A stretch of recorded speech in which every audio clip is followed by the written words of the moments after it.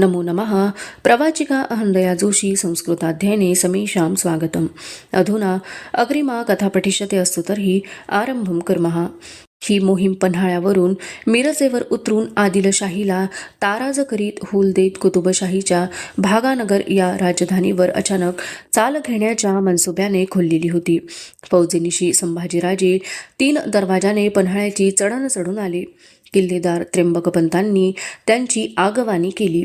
बालेकिल्ल्याचा पायरीदार राजमार्ग सरताच समोरच शंभू महादेवाचे छोटेखानी मंदिर होते. ते येताच त्र्यंबकपंत म्हणाले, युवराजांनी दर्शन करून मगच खासेवाडा चढावा.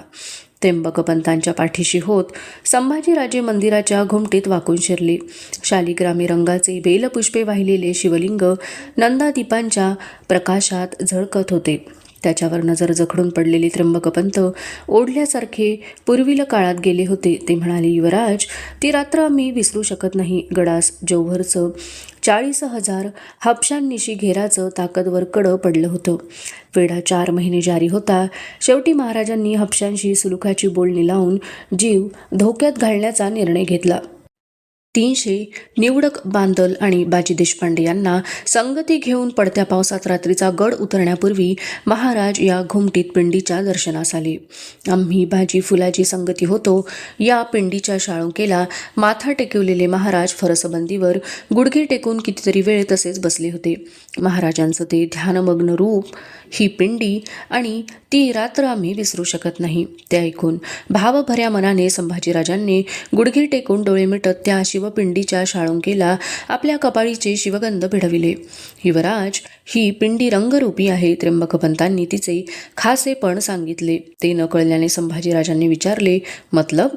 हाताच्या ओंजळीनं ही पिंडी झाकून थोड्या अवकाशानं ओंजळ हटवली की ही शालिग्रामी पिंडी प्रथम सफेद दिसते, मग जांभळा, चंदेरी, गर्दनिळा असे रंग दाखवीत पुन्हा शालिग्रामी होते. जगदंब जगदंब. खरं सांगता पंत? संभाजीराजांचे डोळे विस्फारले. युवराजांनी पडताळाच घेऊन बघावा. त्र्यंबकपंतांनी पिंडीवरची बेलफुले हलकेच शाळुंकेवर उतरवली. पुढे होत संभाजीराजांनी आपल्या अंगठीधारी भरीव बोटांची ओंजळ पिंडीवर पांघरली. त्र्यंबकपंतांनी कोनाड्यातील पेटता पलोता पिंडीजवळ धरला. थोड्या वेळाने संभाजीराजांनी ओंजळ हलकेच मागे घेतली. पंतांनी पलिता पिंडीला लगत केला. रंगरूपी शिवपिंडी हातस्पर्श झाला तेवढ्याच भागापुरती सफेद झाली. मग मजेदार रंगछटा एकामागोमाग एक पालटू लागली. त्या बघताना उजवी भोवई चढलेल्या संभाजीराजांच्या डोळ्यातले रंगही पालटू लागले. त्यांचे मन श्रद्धेने भरून आले. पिंडी पूर्ववत शालिग्रामी झाली. युवराजांनी हात जोडून पुन्हा एकदा तिला नमस्कार केला. डोळे मिटले. त्यांच्या मनी आले, अशीच दिसते महाराज साहेबांची मुद्रा, शिवपिंडीसारखी, भावानुरूप रंग पालटणारी, रंगमूत रूपी भावमुद्रा. पन्हाळ्याचा सोमेश्वर तलाव, सज्जा कोठी, अंबारखाने, बुरुजांवरचे तोफ मोर्चे पाहून संभाजीराजे सुखदिल झाले. 2 दिवस मुक्काम टाकून त्र्यंबकपंतांचा निरोप घेऊन चौदरवाजाने सेनेसह ते पन्हाळा उतरले. मिरजेचा रोख ठेवून युवराजांचे घोडदळ दौडू लागले. 32 शिराळामार्गे मिरज हे आदिलशाहीचे मातकोटाने बंदिस्त असे छावणीचे सुसज्ज ठाणे होते. ते अंगावर न घेता भोवतीचा मुलुख ताराज करी संभाजीराजांची शिलेबंद फौज आदिलशाहीत घुसली. अथणी, एटग्गी असे तळ टाकीत घोडाईतांच्या झडप्या तुकड्या लूट गोळा करीत भागानगराकडे दौडू लागल्या. गोवळकोंड्याच्या भागानगर या राजधानीच्या शिवेवर संभाजीराजांची वारा प्यालेली 20,000 फौज खडी ठाकली. कुतुबशाहीचा राजा तानाशहा याला असे काही होईल याची स्वप्नात सुद्धा कल्पना नव्हती. मरगट्टे आये भागो. भागानगरात कल्लोळ उठला. भयचूर रियाया गोवळकोंड्याच्या तटबंदीवर किल्ल्याच्या आसऱ्याला जाण्यासाठी धावू लागली. चौतर्फेचा मुलूक तसनीस लावा, बोला, हर हर महादेव. हाती म्यानखेज तळपती नंगी धोप तलवार घेतलेले संभाजीराजे गरजले. भागानगरची दक्षिण वेस धरून युवराजांच्या कनातीदार शामियाना उठला. घामाच्या धारा लागलेले संभाजीराजे दौडत्या तुकड्यांवर देखरेखीचा फेर टाकून त्या शामियान्याच्या जवळ आले. पाय उतार होऊन त्यांनी कायदे मोतद्दाराच्या रोखाने फेकले. पाठीशी आनंदराव, रूपाजी, जोत्याजी ही मंडळी होती. आनंदराव कुतुबशहास हे जीभ धाडून समज द्या. मनचाही खंडणी वसूल झाल्याखेरीज घोड्याचा खूर पिछे हटणार नाही. बैठकीत युवराजांनी आज्ञा केली. जी पगडीला झोल देत आनंदराव कमरेत वाकला. त्याने आजवर नेताजी प्रतापराव, हंबीरराव असे वावटळ उठवीत दौडणारे सोबती बघितले होते, पण युवराज संभाजीराजांच्या रसरस्त्या रूपावर, त्यांच्या तडफेवर धारकरी केवढे जीव लावून आहेत त्याचा प्रत्यक्ष अनुभव या मोहिमेत तो घेत होता. आनंदरावाने गोवळकोंडाच्या किल्ल्यावर हेजीब धाडला. तानाशहाने लुटीची मसलतीची मजलीस भरविली. महाराजांच्या राज्याभिषेकाची, बहादूरगडाच्या लुटीची वर्णने ऐकलेल्या त्याच्या सल्लागारांनी खंडणी रुजू करण्याचा सल्ला बादशहाला दिला. त्याचा वजीर मादण्णापंत बोलणी करण्यासाठी किल्ला उतरून संभाजीराजांच्या तळावर आला. संभाजीराजांनी त्याची भेट घेतली. 2000 होऊन खंडणीची तबके गोवळकोंड्याच्या किल्ल्यावरून मराठ्यांच्या तळावर उतरली. धास्त घेतलेल्या भागानगरातील डच वखारवाल्यांनी 1000 फ्लोरिन्स मराठी तळावर रुजू केले. ते दास्तानी लावून संभाजीराजांनी आपल्या फौजेचा मोहरा माघारी फिरविला. पुन्हा आदिलशाहीच्या रोखाने पण खबरगिरांनी बातमी आणली, पठाण बहलोल खान फौजबंदीने चालून येतो आहे. त्याला अंगावर न घेता हुंड देऊन संभाजीराजांनी आदिलशाहीची हुबळीची मातब्बर व्यापार पेठ लुटली आणि नंतर रायबागचे ठाणे मारून युवराजांची फौज लुटीच्या मोहरबंद थैल्या घोड्यांच्या पाठीवर लादून पन्हाळ्याच्या रोखाने दौडू लागली. युवराज विजयी सेनेसह पन्हाळगड चढू लागले. त्यांच्या स्वागतासाठी नौबत चढत होती. पन्हाळा चढून येता संभाजीराजांनी गडावरच्या शिलेबंद धारकऱ्यांच्या पहाऱ्यात मिळाली लूट प्रथम रायगडाच्या वाटेला लावली. सोबत सोयराबाईंना रिवाजी खलिता धाडला. जखम दरबार बसवून मोहिमेत मर्दानगी केलेल्या धारकऱ्यांना कडी, वस्त्रे, हत्यारे बक्षून त्यांची कदर केली. फोंड्याच्या वेढ्यात असलेल्या महाराजांना बयाजवारीने खलिता धाडला गेला. साहेबी जोडून दिली. मोहीम फत्ते पावहून पन्हाळगडी मुक्कामास आहोत. चरणांच्या दर्शनाची इच्छा बाळगून आहोत.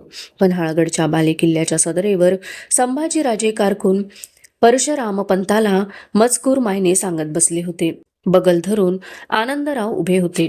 एवढ्या किल्लेदार त्र्यंबकपंतांनी सदरेवर येऊन वर्दी दिली. युवराज करे पठारातील चांबळी गावचे इनामदार बंधू आले आहेत. निळाजी, शंकराजी, विसाजी व त्रिंबकजी असे चौघे आहेत. भेटीस रुजू होण्याची आज्ञा मागतात. पंत पेश येऊ द्या त्यांना. संभाजीराजांनी परवानगी दिली. चांबळीकर इनामदार बंधू सदरेवर आले. मुजरे भरून एक हारीने उभे राहिले. कोण हेतानं येणं केलं चांबळीकर? संभाजीराजांनी त्यांची विचारपूस केली. एका बाबीची दाद मागण्यास आलोत आम्ही रायगडहून. थोरले निळाजी विषयाकडे वळले. कसली दाद? काय झाले सांगा. संभाजीराजांची नजर एकसरीने चौघांच्या पगड्यांवरून फिरली. स्वामींनी सिंहासनाची पट्टी मिरासदारांवर घातली आहे. इनामदार पट्टीस माफ केले असत तरी पुण्याचा राघोस भास्कर हवालदार आम्हावर पट्टी घालीत आहे. आम्ही इनामदार असता आणि तीही 25%.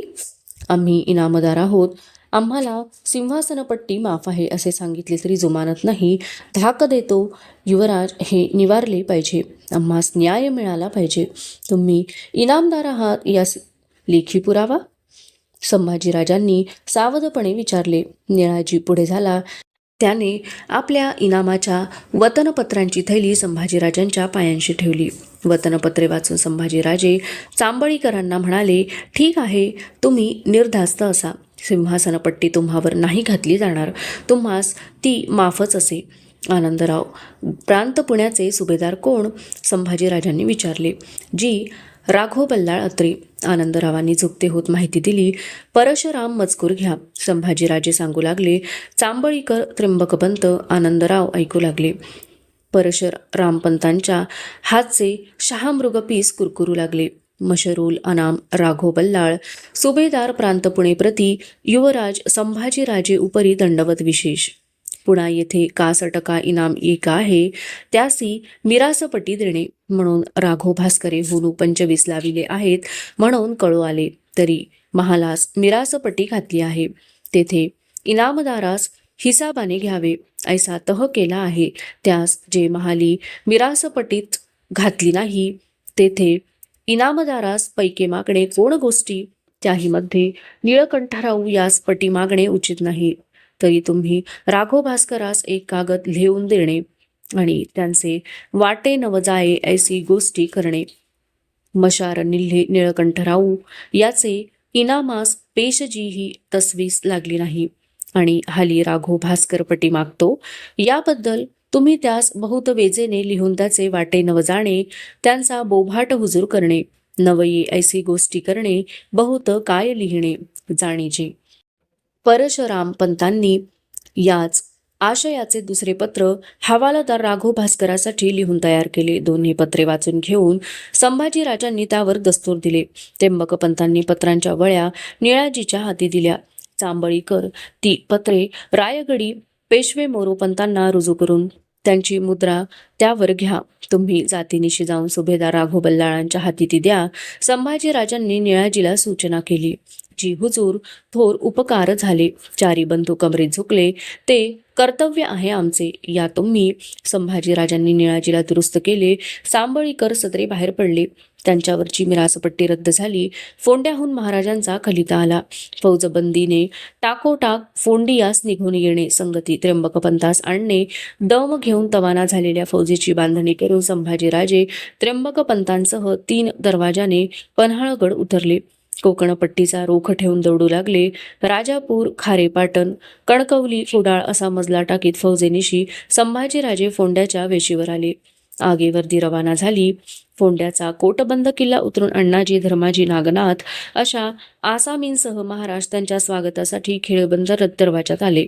मोहिमेच्या ऐन उन्हाळ्यातील धावणीने संभाजीराजांची मुद्रा खरपूस गव्हाळ दिसत होती. महाराजांना बघून त्यांचे पाय शिवण्यासाठी तरातर चालत येणाऱ्या संभाजीराजांना महाराजांनी झुकू दिले नाही. तसेच वर घेत छातीला छाती भिडवून म्हटले, आम्ही तुम्हास खास वजेनं बोलावून घेतलं आहे. चला सावचित्तानं बोलू. दोघेही किल्ल्यात निघून गेले. मोठ्या शिकमतीने महाराजांनी मोहम्मद इखलास या आदिलशाही किल्लेदाराचा पाडाव करून फोंडा दस्त केला होता. त्याची धास्त घेतलेले गोवेकर फिरंगी हालचाल करणार हे नक्की होते. फोंडा मराठ्यांच्या हातात असणे फिरंग्यांना धोक्याचे होते. विश्रांती घेऊन बैठकीत बसलेल्या संभाजीराजांना महाराजांनी बेत खोलून सांगितला, आम्ही कारवार प्रांतावर चाल घेणार आहोत. तुम्ही तुमच्या तवान्या फौजेनिशी ही मोहीम तुमच्या हाताखाली करून चालविणे. फिरंगी या कोटावर खूप डोळा ठेवून आहे. त्यास त्याच्या मुलखात मुसंडी घेत जरबेत राखणे. जी आज्ञा महाराजांनी आपल्यावर दुसरी जोखीम टाकली या अभिमानाने संभाजीराजांचे डोळे फुलून उठले. इकडील तर्फेची चिंता जराही न करता आम्ही साहेब कामास हुशारीने रुजू आहोत. संभाजीराजांनी महाराजांना विश्वास दिला. फोंड्यावर त्र्यंबक पंडितांची सुभेदार म्हणून नामजादी करून मोहीम संभाजीराजांच्या खांद्यावर सोपवून महाराजांनी फोंडा सोडला. अंकोल, शिवेश्वर, काद्रा, कारवार ह्या आदिलशाही पट्ट्यांची मारतोड करण्यासाठी संभाजीराजांनी गोव्याचा फिरंगी विरजई लुईस द मेंदोस ई अल्बुक केर्फी यास जरब देणारा खलिता धाडला. प्रांत फोडियाचे तर्फेने येणारे हेमाडबासे, अंत्रुज, बाळी, काणकोण, अष्टागार, चंद्रवाडी, कोपे, सांगे मिळून 60 गाव ते तातडीने खाली करणे. नातर मराठी फौजा फिरंगी मुलखात घुसून चालवतील. विजरईने या खलित्यास दाद दिली नाही म्हणून त्र्यंबकपंत, धर्माजी, नागनाथ, आनंदराव यांच्यासह संभाजीराजे पाठीशी घोडदळ घेऊन फोंड्याच्या किल्ल्याबाहेर पडले. अंत्रुज मार्गाने फिरंगी मुलखात घुसले. लूट मुलुखमारीला तोंड फुटले. विजरईला या साऱ्याचा अंदाज होताच त्याने आपल्या मुलखाची दरोबस्त बांधणी केली होती. ठाण्याला कडवा विरोध होऊ लागला. त्यातच पावसाला सुरुवात झाली. संभाजीराजांनी फौजा मागे घेण्याचा निर्णय घेतला. ते सैन्यासह फोंड्याच्या किल्ल्यात येऊन ठाण झाले. महाराजांच्या पुढील आज्ञेची वाट बघू लागले. आदिलशाहीची मारझोड करून महाराज रायगडावर परतले होते. त्यांचा खलिता आला. फोंड्यास किल्लेदार म्हणून धर्माजी, नागनाथ याची नामजादी केली असे. त्र्यंबक पंडितास पन्हाळीयास धाडून तेथील कोटाची बंदिस्ती करून तुम्ही रायगड जवळ करणे. पावसास तोंड लागले आहे. महाराजांनी दिलेल्या आज्ञेवर हुकूम गोष्टींची पूर्तता करून संभाजीराजांनी धर्माजीचा निरोप घेतला. आनंदरावांसह ते पावसाच्या सरी अंगावर घेत दौडू लागले रायगड जवळ करण्यासाठी. पुरत्या 2.5 महिन्यांनंतर या परतीच्या वाटेवरही संभाजीराजांनी अंकोल्याचा आणि सरूप नाईकाचा मुलूक घोडदळी झडपा टाकून मारला. लेख पुरा झाला. संभाजीराजांची मुद्रा कागदाकडे बघताना आगळ्या तेजाने उजळून निघाली. हातचे पीस त्यांनी हलकेच कलमदानात ठेवून दिले. काजळी शाई टिपण्यासाठी मऊशार वाळूची चिमट कागदभर पसरून दिली. टिचकी देऊन कागदावरची वाळू झटकली. धाराऊ, जरा आमच्या कबिल्यास याद करता? आपल्याच नादात असलेले संभाजीराजे कागदाकडे बघत म्हणाले. धाराऊ आपल्याशीच हसली. पदर नेटका करीत बाहेर निघून गेली. थोड्या वेळाने येसूबाई आत आल्या. त्यांच्याकडे हसून बघत संभाजीराजे म्हणाले, ओळखा बघू, कशासाठी आम्ही तुम्हास वर्दी दिली असेल? डागाच्या यादीची आठवण मनात रेंगाळत असलेल्या येसूबाई आपल्या स्वारींची हसरी चर्या बघून गोंधळून गेल्या. नाही, ऐका तर, आम्ही एका काव्याची बांधणी केली आहे. कागदाकडे बघताना संभाजीराजांचे डोळे तळपू लागले. मनाची शंका दूर पळालेल्या येसूबाईंच्या डोळ्यात क्षणात अभिमानी कौतुक उतरले. वाचू आम्ही? पदराच्या मखरातील येसूबाईंची होकारी मुद्रा डुल्ली, डोळे तेजाळले. संभाजीराजे वाचू लागले. ते एका स्त्रीचे पायाच्या नखापासून शिखापर्यंत केलेले हिंदुस्थानी भाषेतील काव्यमय वर्णन होते. नखशिखा. ते ऐकताना कावऱ्या बावऱ्या झालेल्या येसूबाई महालात कोणी येईल काय म्हणून एकसारख्या दरवाजाकडे बघू लागल्या. काव्य वाचून येसूबाईंच्याकडे बघत संभाजीराजांनी विचारले, काय आवडलं? काहीही उत्तर न देता मान खाली घालून येसूबाई उभ्या होत्या. संकोचलेल्या, शरमलेल्या. त्या कसल्या गैरसमजात आल्या आहेत हे कळल्याने त्यांचे कावरेपण ताणीत संभाजीराजे हसून म्हणाले, तुम्हास कसं आवडणार हे काही तुमचं वर्णन नाही. येऊ आम्ही? येसूबाईंना आता उभे राहणेच अवघड झाले. या युवराजांची मुद्रा हसली. मिशांची बारीक रेघ तणावली. येसूबाई जायला निघालेल्या बघून त्यांच्या शालूवरच्या जरी कळ्यांवर नजर जोडून संभाजीराजांनी काव्याचा विषय सांगितला. पण जाताना ऐकून जा, गोकुळात कृष्णाकाठी वेड्या झालेल्या राधेचं वर्णन आहे हे. नखशिखा, आम्हास भरोसा आहे तुम्हालाही राधा अशीच दिसत असेल. चांदणवेलीसारखी, तलवार धारेसारखी. संभाजीराजे मनमोकळे हसले.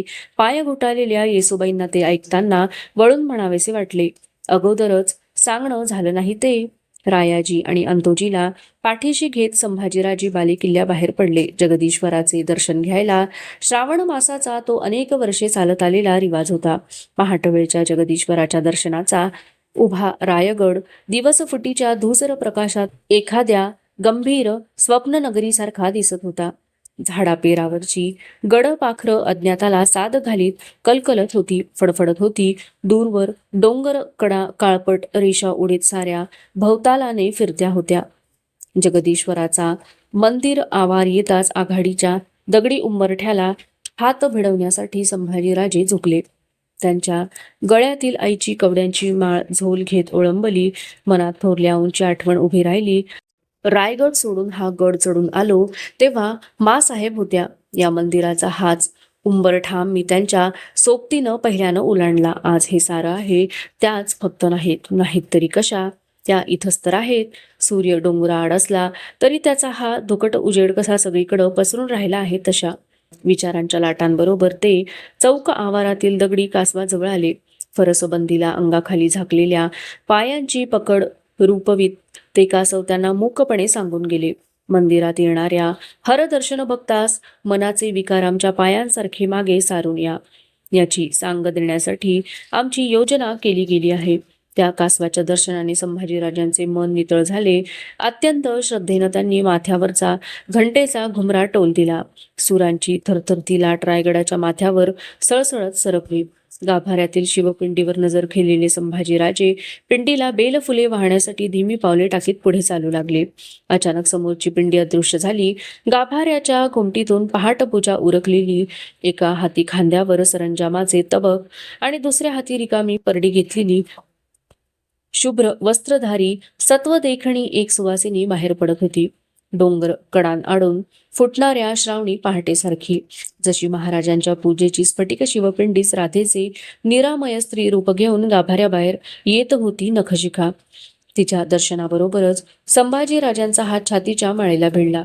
ओठातून बोल सुटले, जगदंब जगदंब. कपाळी कुंकवाचा रेखीव टिळा, दोन्ही हातात भरलेले हिरवे सवाष्ण चुडे, गळ्यात काळ्या शारमण्यांचा पावनसूत्राचा पोत, टिका, बोरमाळ असे सुवर्णालंकार, पायी चांदीची जोडवी आणि नाकात मोतीबंद नथ अशी ती स्त्री संभाजीराजांच्या कपाळीचे शिवगंध व भरचरी टोप बघताच झटकन नजर पायगतीला टाकून एका कडेकडेने तरातर निघून गेली. पहाट वाऱ्याच्या दौडत्या गतिमान चमकीसारखी. चांदणवेल डोळ्यांआड आली. नखशिखा नखशिखा. एक विचित्र नौबत संभाजीराजांच्या कविमनात दुडदुडू लागली. तिच्या प्रत्येक पावलांबरोबर नजर खिळून गेलेले संभाजीराजे जगदीश्वराला पाठमोरे होत ती गेलेल्या दिशेने सुन्न होत नजरेजोड बघतच राहिले. विचारांचा हलकल्लोळ माजला होता त्यांच्या कविमनात. नखशिखा नखशिखा इथं जिवंत रायगडावर.